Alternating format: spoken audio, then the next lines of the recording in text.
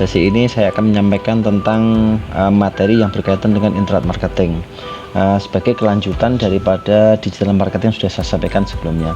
Memang ada kaitannya antara internet marketing dan digital marketing, karena setiap internet marketing pasti digital, tapi tidak sebaliknya, yaitu sarana digital itu belum tentu menggunakan internet. Artinya tidak semua yang dilakukan dalam digital marketing itu termasuk bisa kita katakan internet marketing. Jadi memang beda. Internet marketing adalah bagian daripada digital marketing. Digital marketing ini fungsinya yaitu sebagai sarana branding online. Maksudnya kita ingin menunjukkan eksistensi kita, eksistensi usaha kita, eksistensi diri kita sebagai pengakuan apa yang kita punya. Itulah sebagai sarana branding. Brandingnya apa, mereknya apa kita. Kita dipahami, dilihat oleh orang itu sebagai apa dan siapa dan punya usaha apa. Nah, itulah branding. Kalau orang branding kita sebagai usaha A, ya pasti orang yang membutuhkan A akan datang ke kita. Nah, itu kalau kita berhasil melakukan branding dan dapat diterima oleh pasar. Nah, sarananya apa? Salah satunya adalah pertama ini medsos, media sosial yang populer, yaitu menggunakan FB, Instagram, WhatsApp, dan Twitter. Sebenarnya ada yang lain. Sarana komunikasi sosial online itu bisa kita katakan termasuk media sosial, ya. WhatsApp itu kan komunikasi, termasuk kalau Line dulu punya, mungkin ada masih, ya. Telegram itu termasuk media sosial juga. Nah, itu bisa kita pakai untuk melakukan branding. Makanya sayang kalau orang memiliki media sosial hanya dipakai untuk membuat status dan tidak melakukan branding dirinya sendiri. Apalagi statusnya itu yang ecek-ecek itu, maksudnya hanya status untuk ekspresi emosi, ya. Apalagi statusnya untuk ngerasani orang, apalagi statusnya menunjukkan bahwa dia itu cengeng, suka melihat sesuatu yang sifatnya pribadi, maksudnya media curhat. Nah, itu kan malah nggak bagus, ya. Mestinya dipakai untuk media branding kita kalau kita punya usaha, ya. Media promosi kita kalau kita punya sesuatu yang kita promosikan, ya. Ya, menggunakan FB banyak banget, ya. Oke, kita sesekali menggunakan status yang pribadi, tapi yang sifatnya yang lebih positif kan bisa, ya. Tidak menggunakan, karena medsos itu termasuk sesuatu yang dipantau dalam sebuah perusahaan, ya. Sekarang itu medsos jangan anggap remeh, ya, karena perusahaan atau lembaga yang menerima karyawan itu biasanya dicek betul ini FB-nya seperti apa, karena itu cermin kepribadian seseorang. Makanya dia bisa nggak diajak kerja. Nah, itu. Jadi media sosial itu termasuk salah satu hal yang penting dalam branding diri sendiri, sekaligus branding usaha kita, gitu. Yang kedua yang bisa kita pakai, ini Facebook, ini spesifik lagi, ya. Facebook ini saya singgung khusus karena memang kebanyakan orang itu menggunakan Facebook, karena pengguna media sosial terbesar adalah Facebook, kan. Nah, itu. Nah, kita bisa menggunakan status, story, fanpage, iklan berbayar, dan seterusnya, ya. Nah, status ini yang tadi saya singgung, ya. Status itu kalau bisa, ya, walaupun gitu status pribadi itu menunjukkan branding kita, eksistensi diri Anda itu dilihat dari statusnya, status cengeng atau status positif atau status yang penuh inovasi, status keberanian, dan macam-macam itu menunjukkan diri kita. Story juga sama, ya, fanpage, ya, iklan berbayar. Iklan ini kalau sudah kalau khusus mempromosikan sesuatu, mentargetkan siapa yang akan menerima iklan kita, itu kita bisa pakai menggunakan iklan berbayar. Murah kok, ya. Bisa dari 10.000 sampai itu jangkauannya bisa ratusan ribu orang, ya. Daripada kita membuat brosur, itu lebih efektif kita menggunakan iklan online itu. Yang ketiga, marketplace kita bisa memanfaatkan Shopee, JD.ID, Lazada, Bukalapak, dan seterusnya, macam-macam sekarang ini kita bisa pakai semuanya itu. Jadi di situ kita bisa branding juga, ya. Kalau kita memiliki toko di Shopee, itu kita upload aja produk-produk yang menunjukkan branding kita, merek kita, ya. Kalau memang kuliner, ya berarti kita posting tentang kuliner semuanya, produk yang bisa kita jual di situ. Selanjutnya kita bisa menggunakan website juga. Website juga penting, website atau blog, ya, sekarang, karena orang yang memiliki website, ya, itu kesannya itu menunjukkan dia profesional, dia memiliki lapak sendiri, ya. Tidak seperti kalau seandainya dia menggunakan media sosial itu kesannya itu dia tidak khusus untuk tempat atau lapaknya dia ya, tokonya dia. Tapi kalau sudah memiliki usaha website itu spesifik mengenai apa dari konten website itu. Kalau memang dia spesifikasinya di usaha komputer, misalkan website komputer, ya udah tentang komputer aja. Beda dengan media sosial ya, tidak khusus dipakai untuk itu. Dan menu-menunya juga tidak spesifik, karena macam-macam menunya kan itu campur aduk kan, media sosial kan. Nah, itu beda dengan website. Kita buat sebuah website yang isinya khusus tentang produk kita. Terus kita juga harus melakukan branding online ya, branding online menggunakan dengan memanfaatkan media mesin pencarian ya. Google Search itu biasanya pencarian yang paling populer sekarang ya, search engine itu yang dimiliki oleh Google. Dulu Yahoo, terus habis itu dihabisi oleh Google ya, habis bis itu ya. Ya walaupun masih ya banyak sih perangkat platform pencarian, Google, Bing, Yahoo itu macam-macam banyak sebenarnya. Cuman yang paling populer di dunia ini tuh Google.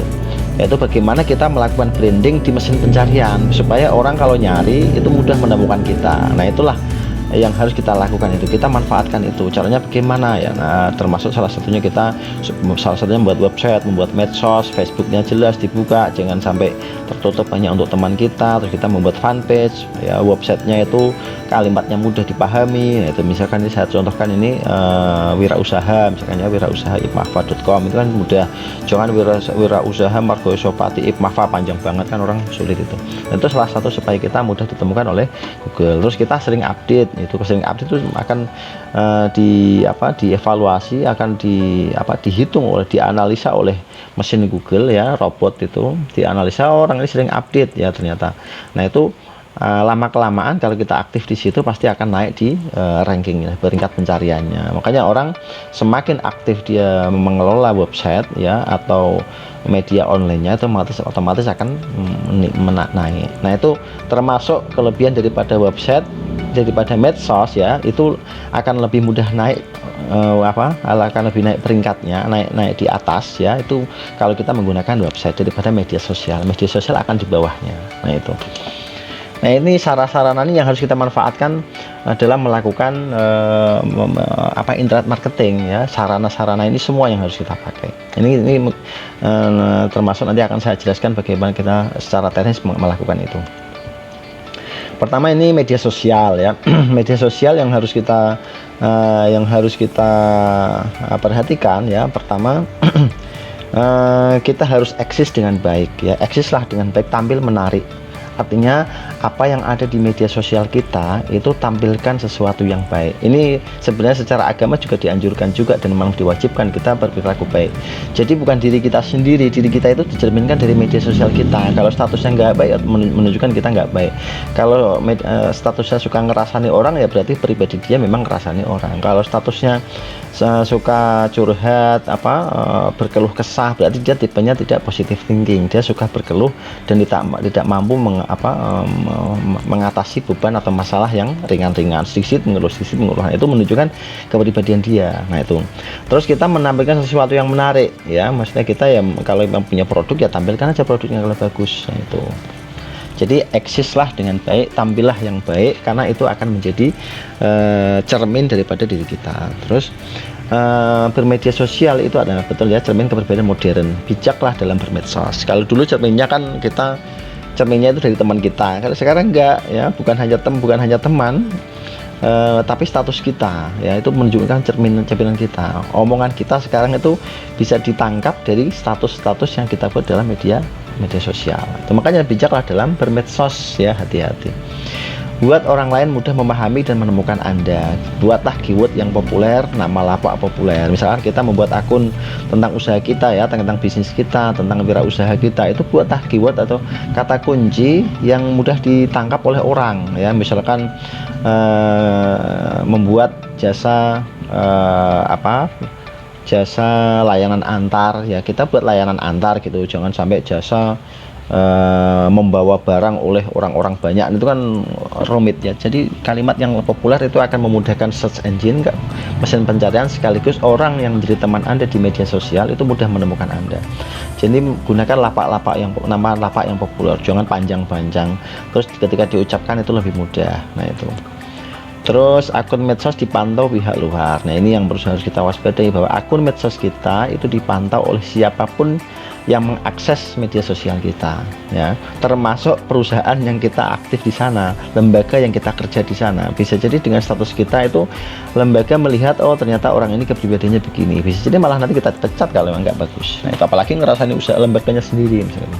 Jadi ini hati-hati, jangan sampai kita di media sosial kita itu menggunjing, karena dari sisi agama juga nggak bagus kan, kita ngerasanya malah kita curhat kok kepada Facebook, kan lucu. Wong doa aja dibully kan, kita doa di media sosial bully, ya Allah Tuhan kasihlah hamba kekuatan, itu dibuat status, itu kan dia berdoa pada Facebook.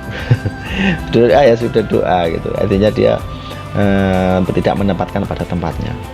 Jangan cengeng, jangan terlalu banyak berkeluh kesah, jangan terlalu itu, karena kita ini apalagi wirausaha itu mentalnya mental pemberani dan penuh dengan ciri khasnya adalah pengambil risiko, risk taker. Itu jangan banyak cengeng. Ya ini dengan latihan mental kita memang harus kita latih. Keluarkan aura positif, ya, aura positif maksudnya melihat sesuatu secara positif. Aura positif itu sesuatu sama-sama satu kejadian terjadi, tapi kalau melihatnya negatif menjadi sesuatu yang negatif. Nah itu misalkan ini pandemi, kalau orang pembelajaran online, nah ya misalkan si pandemi ini kan pembelajarannya online, kalau kita melihat sisi negatifnya ya kita akan berkeluh kesah terus, ya ini susah sekali pandemi gini, mau kita belajar online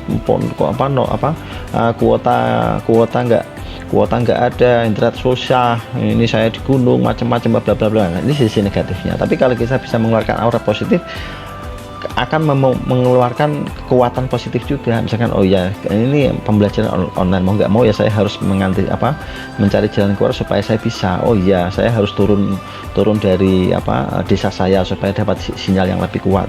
Oh iya memang keadaan memang begini, saya harus bisa kuliah walaupun dengan kondisi apa. Jadi dia mencari sisi-sisi yang bisa diambil untuk melakukan itu, dia berusaha mencari solusinya. Nah itulah aura-aura positif. Oh iya saya sekarang hebat ya, walaupun kondisi begini saya bisa kuliah. Nah itu jadi dia berusaha untuk bersyukur dan bisa mencari jalan keluar supaya masalah itu tidak terjadi. Terus serius dan perhatian kepada pelanggan kita. Jadi walaupun kita menggunakan medsos, banyak sekali usaha yang sukses dari media sosial Facebook dan Instagram, banyak banget. Nah itu makanya itu kita bukan hanya kita memunculkan membuat pengumuman dan informasi, tapi kita harus menjalin komunikasi dan perhatian kepada pelanggan. Kalau tanya-tanya kita jawab atau kita layani seperti itu. Nah itu kita menggunakan media sosial, itu teknisnya seperti itu. Selanjutnya ini marketplace ya. Marketplace ini seperti pasar online. Kalau di pasar yang di tradisional itu pasar ngemplak, pasar Bulu Manis itu kan pasar tradisional. Nah ini pasar online-nya ya marketplace itu ya, pasar online ya semuanya sama persis, cuman teknisnya di online dan tempatnya dari berbagai tempat, penjualnya dari berbagai tempat, barangnya juga dari berbagai tempat dan lebih beragam pastinya ya, kalah pasar tradisional ya. Ya ada kelemahannya juga. Nah, itu jadi di marketplace itu ya, kita dengan memanfaatkan kondisinya itu kondisi pasarnya terbuka, jadi kompetisinya sangat terbuka dan ketat karena semua produk seluruh Indonesia bahkan negara lain itu ada di situ. Beda dengan pasar tradisional, rata-rata itu penjualnya ya nggak jauh-jauh dari pasar itu. Nah itu makanya kompetisinya lebih terbuka dan lebih ketat. Nah itulah makanya dengan menggunakan marketplace kita harus memiliki ketelatenan dalam hal apa? Dalam banyak hal, termasuk di dalamnya adalah bagaimana kita melayani chatting dengan calon pembeli atau pelanggan, terus harganya kita update, terus kita melakukan update produk. Kalau produknya sudah habis atau nggak punya ya jangan ditaruh, nanti mengecewakan orang yang tanya atau yang membeli. Nah itu online itu juga sama, nggak seperti harus kita samakan perlakuannya seperti kita menjual produk fisik. Kalau dia asal kita upload barangnya nggak ada, nanti akan mengecewakan pelanggan dan kita tidak memiliki trust, kepercayaan itu. Terus kita melakukan deskripsi produk ya, karena kan kita nggak ketemu orang. Kalau ketemu orang kan bisa tanya jawab dan komunikasi, tapi ini nggak ada ya, harus kita deskripsikan supaya jelas. Nah itu ketika orang melakukan deskripsi produk itu tampak kelihatan profesional dan dia benar-benar menyajikan produknya itu memang dia di situ gitu loh ya. Dia menunjukkan dia serius ya menghadirkan sesuatu, ibaratnya packagingnya, dia melakukan speknya. Nah itu pelanggan bisa tertarik dengan deskripsi itu ya. dia menganggap dia tidak abal-abal, akhirnya kan gitu. Terus pendampingan pelanggan, kalau ada yang kurang jelas didampingi, kalau tanya ini speknya didampingi, menunjukkan kita profesional dan kita paham tentang produk kita. Coba kalau ada produk kita terus kita tanya kita nggak paham, suruh baca sendiri atau apa, wah ini repot ya. Makanya banyak produk-produk yang ada di Shopee, di Bukalapak itu produknya deskripsinya panjang dan fotonya banyak. Satu produk itu ada dari berbagai sisi, itu menunjukkan bahwa dia melakukan pendampingan melakukan keseriusan dalam menyajikan produknya. Nah itu dia, ini yang dituntut ketelatenan itu. Terus menjaga rating supaya naik, pelayanannya bagus, semuanya bagus supaya ratingnya bagus. Paham fitur market, fitur ke marketnya macam-macam dan berkembang terus. Shopee, JD, macam-macam, dari sisi promo, dari sisi kebijakan, dari sisi pelayanan, dari sisi macam-macam lah ya. Itu masing-masing beda antara Tokopedia, JD, Shopee dan seterusnya. Itu harus kita kuasai di situ, karena marketplace ini menjadi salah satu media promosi internal marketing ya, internal marketing. Nah itu yang bisa yang